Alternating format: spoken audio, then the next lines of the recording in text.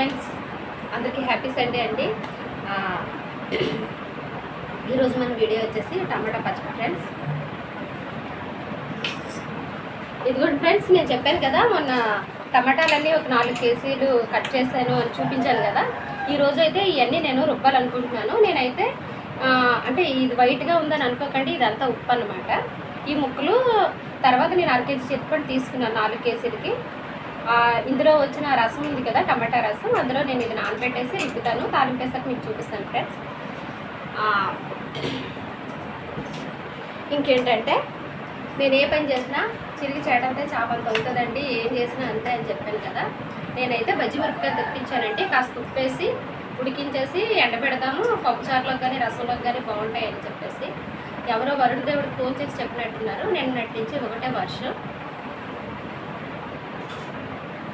ఇదిగోండి, ఇవి అయితే ఆరబెట్టడానికి అవ్వలేదు, మరి ఏమవుతాయో తెలియదు. జస్ట్ పేపర్ మీద వేద్దాం అనుకుంటున్నాను. కనీసం ఈ రోజైనా ఎండ వస్తుంది అనుకున్నాను, అది కూడా రాలేదు ఫ్రెండ్స్. మరి ఇదైతే ఏమవుతాయో తెలియదు. అంటే ఇంకొక పూటగా ఇలా ఉండిపోతే వర్షం పడుతూ ఎండ లేకుండా ఇవి అయితే పాడైపోతాయండి.